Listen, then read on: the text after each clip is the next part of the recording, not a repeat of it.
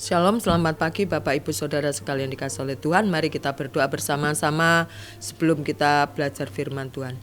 Terima kasih Tuhan, pada pagi hari ini kami belajar lagi firman-Mu. Penuhi kami dengan hikmat-Mu, penuhi kami dengan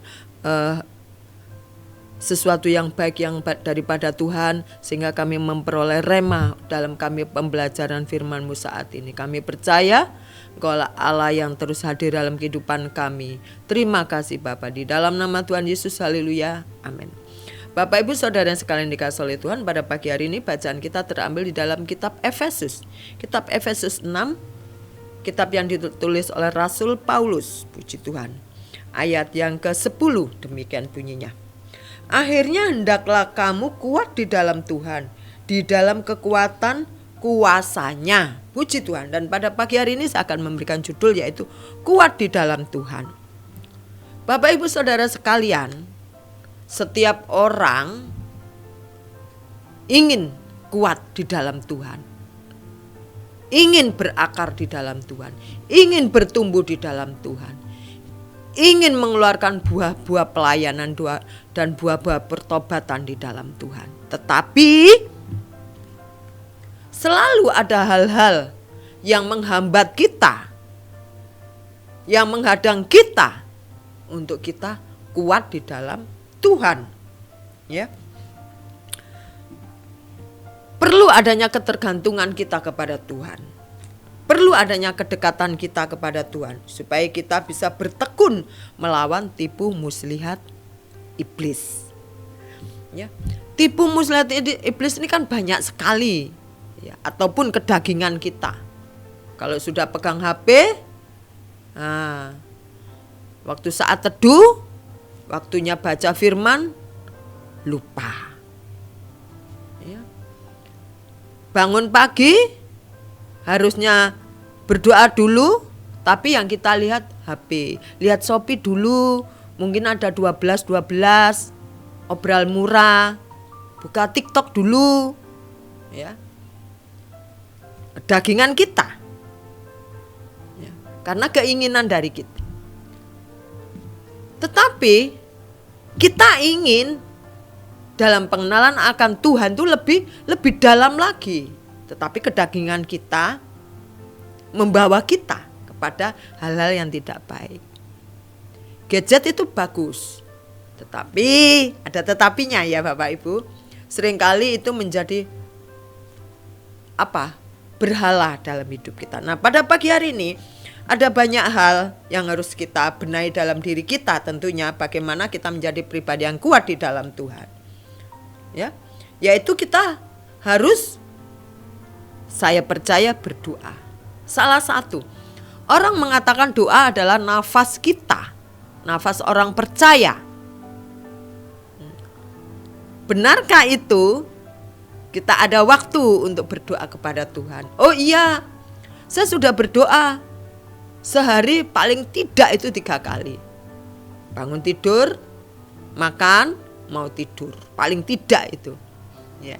Tetapi juga saya percaya Bapak Ibu Saudara sekalian mempunyai waktu bersekutu dengan Tuhan tersendiri. Saya percaya itu. Ya. Masih ada. Sampai saat ini saya percaya beberapa Bapak Ibu mempunyai waktu sendiri untuk membuat mezbah dupa di hadapan Tuhan. Nah, itulah yang membuat kita tetap kuat di dalam Tuhan, adanya persekutuan dengan Tuhan. Mazmur 62 mengatakan, hanya dekat Allah saja aku tenang, daripadanya lah keselamatanku. Jelas dikatakan oleh Raja Daud. Ya, kalau kita tenang itu kan kita menjadi kuat gitu loh. Tidak tergesa-gesa, terburu-buru ya, dalam melakukan suatu tindakan-tindakan. Ya.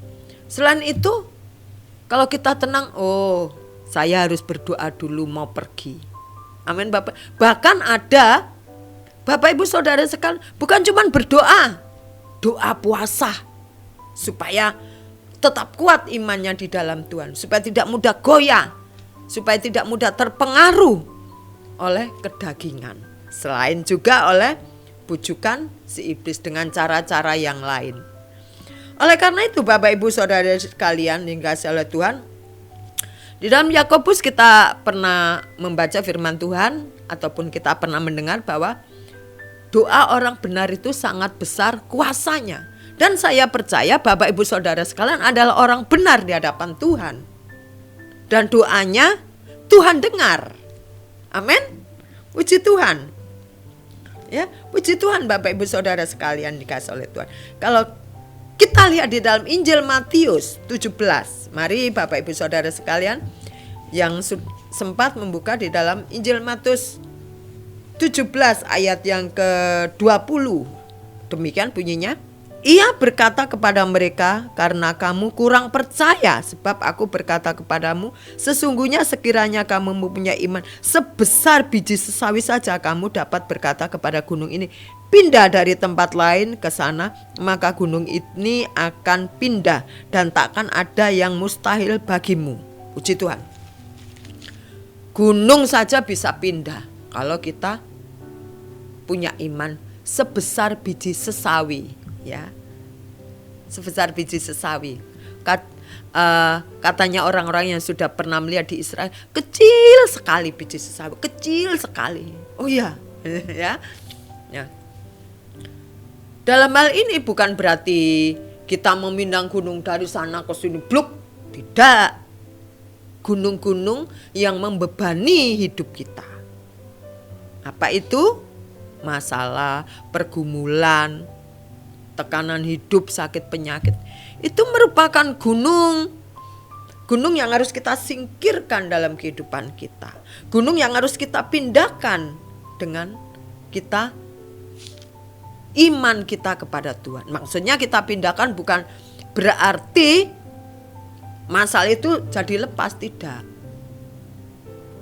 Pikiran kita, hati kita tidak dicengkeram oleh masalah dan pergumulan dalam hidup kita, tetapi kita mau serahkan kepada Tuhan, dan dengan iman yang teguh, iman yang bulat kepada Tuhan, hadir dalam kehidupan kita, memberikan solusi kepada kita.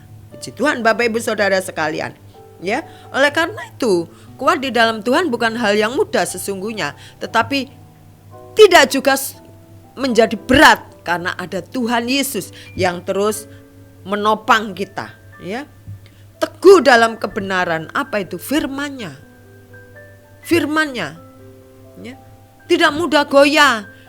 Terkadang manusia kita mudah goyah, ya. Ada kabar, di sana ada begini. Wah, di mana ya? Di mana? Ya. Tidak mudah goyah. Tetapi kita giat dalam melayani Tuhan. Apapun itu, menjadi aser, ya, menjadi pemimpin pujian, berkhotbah, kita semakin tingkatkan untuk kita giat di dalam Tuhan, supaya kita menjadi kuat. Ya. Bapak Ibu Saudara yang dikasihi oleh Tuhan, sekali lagi di dalam kitab Mazmur 62, saya bacanya ya Bapak Ibu. Ayat 2 dan 3. Hanya dekat Allah saja aku tenang, daripadanya lah keselamatanku. Hanya dialah gunung batuku dan keselamatanku, kota bentengku, aku tidak goyah selamanya. Ya. Dikatakan hanya dekat Allah aku tenang. Karena dia perlindunganku dan keselamatanku. Itulah yang menjadikan kita kuat. Dekat dengan Tuhan. Selain kita berdoa, selain kita doa puasa, kita harus dekat dengan Tuhan. Apa harus ke gereja setiap hari? Tidak Bapak Ibu, ya. Cukup di rumah. Bisa juga di jalan mendengarkan pujian dan khotbah yang di YouTube. Amin. Amin Bapak Ibu. Puji Tuhan. Dan biarlah untuk menjadi menumbuhkan iman kita, untuk kita tetap kuat di dalam iman kita kepada Kristus, ada hal-hal langkah-langkah yang harus kita lakukan tentunya. Yaitu kita mendekatkan diri kepada Tuhan, kita ada persekutuan dengan Tuhan, dan juga kita tidak pernah lupa berdoa kepada Tuhan. Karena doa itu ada suatu kebutuhan dalam kehidupan kita orang percaya. Puji Tuhan, mari kita berdoa. Puji syukur kami naikkan kepadamu ya Bapa, Engkau Allah yang hidup, Immanuel dalam kehidupan kami. Dan kami percaya Jikalau kami ingin dekat kepadamu, Engkau akan membawa hati kami, membawa pikiran kami untuk lebih dekat kepadamu. Engkau taruh kami di bawah kaki-Mu Tuhan, sehingga kami boleh merasakan damai sejahtera yang daripada Tuhan. Terima kasih, di dalam nama Tuhan Yesus kami sudah berdoa dan mengucap syukur pada pagi hari ini. Haleluya, amin. Selamat pagi, selamat beraktivitas. Saya percaya Bapak Ibu Saudara sekalian adalah pribadi yang kuat di dalam Tuhan. Amin, haleluya.